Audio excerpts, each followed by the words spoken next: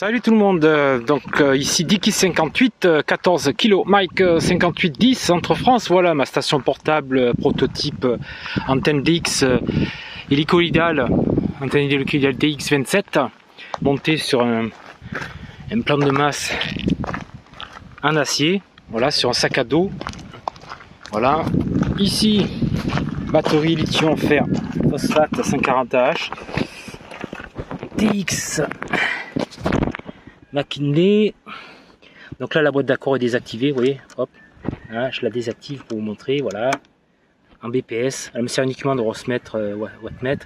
Donc je vais vous montrer un truc qui porte un peu à polémique, on va dire confusion, les restons politiquement quoi, de confusion, les histoires de contrepoids, de plan de masse, de boîte d'accord qui sert à simuler un plan de masse. Non, alors moi je vais vous donner mon principe de base, une antenne déjà taillée d'usine et déjà accordée d'usine comme la DX hélicoïdale, enfin l'antenne hélicoïdale DX27, celle-là à 1m80, il n'y a pas besoin de boîte d'accord.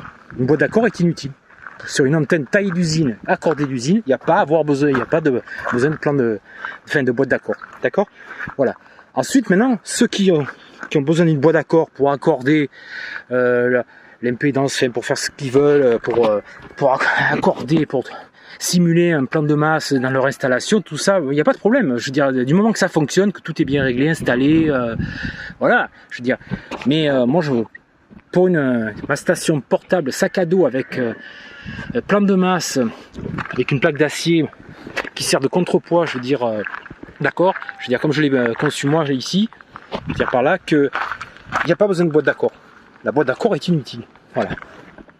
Ça veut dire que taillé d'usine et accordé d'usine, on doit avoir un ROS de 1 sur les 3 canaux en AM. D'accord? Donc c'est pas ça. Le but de cette vidéo, c'est pas pour dire si oui ou non il faut utiliser une boîte d'accord pour simuler un plan de masse, pour accorder. Chacun fait comme il veut. Mais moi, je vais vous montrer un petit truc qui va, je pense que en vidéo, ça sera beaucoup plus parlant et vous allez de suite comprendre. D'accord? Donc là, on est d'accord. Contrepoids, plan de masse avec plaque d'acier. D'accord? Ici. Voilà, là je l'ai isolé avec une résine d'époxy. D'accord? Bon, ça c'est autre chose. Ok. Je vais allumer mon McKinley. Je vais utiliser le ROS-mètre automatique du McKinley. D'accord? C'est au canal 20. Hop.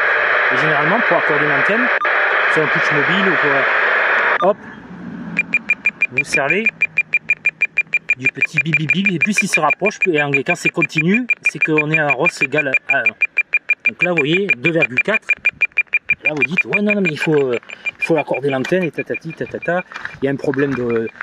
Non, l'antenne elle est déjà accordée d'usine. Donc il est où le problème? Alors, on va me dire non, c'est pas le contrepoids, c'est le contrepoids là, c'est ta masse là de pourri là, bidouillage, tout ça, hein, ici là. Non. Regardez, je vais vous montrer. J'espère que ça vous servira. Vous voyez là, le câble d'antenne, il touche le sol. Regardez, je vais le relever. Hop, regardez, il touche plus le sol. ROS de 1. D'accord? Je mets en vertical, je la fais poser au sol. Hop, et c'est reparti. TOS de 2,5, je la relève. Regardez. Hop, dès qu'elle touche plus le sol, on est d'accord? D'accord? Voilà. Donc, en station portable, il n'y a pas d'histoire d'accorder le câble d'antenne et tout à une certaine longueur, tout ça. Non, je veux dire, moi je parle de station portable autonome en sac à dos avec antenne, plan de masse, tout monté, porté en sac à dos. Je veux dire, l'antenne est déjà taillée d'usine, accordée d'usine.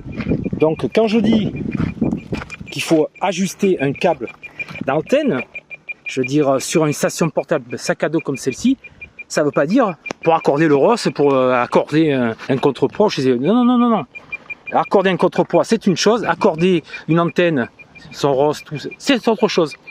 Le contrepoids, accorder un contrepoids, quand on utilise un appareil comme le MFSJ 931, c'est quand des personnes n'ont pas d'autre choix chez eux, ils n'ont pas d'accès à la masse, ils n'en ont pas. Donc ils simulent une masse virtuelle, entre guillemets, et ils simulent un contrepoids. D'accord?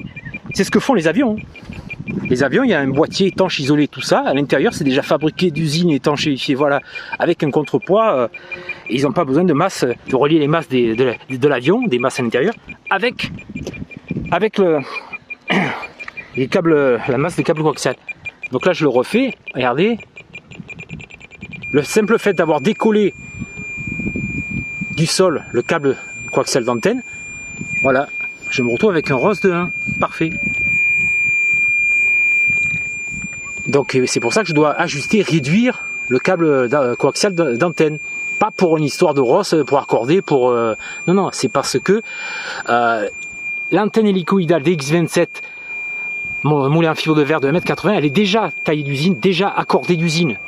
D'accord? Donc il n'y a pas besoin de matcheur, de boîte d'accord pour accorder un contrepoids, pour accorder le ROS, de l'accorder l'antenne, non, c'est inutile. Donc voilà, donc c'est tout ce que je voulais dire. Là, je vous montre, et donc évidemment l'intérêt de pouvoir avoir une station portable autonome avec plein de masse portée sur le dos, tout ça, c'est de pouvoir moduler en marchant, d'accord? Donc voilà un peu comment ça se passe. Voilà. Voilà, ciao, ciao.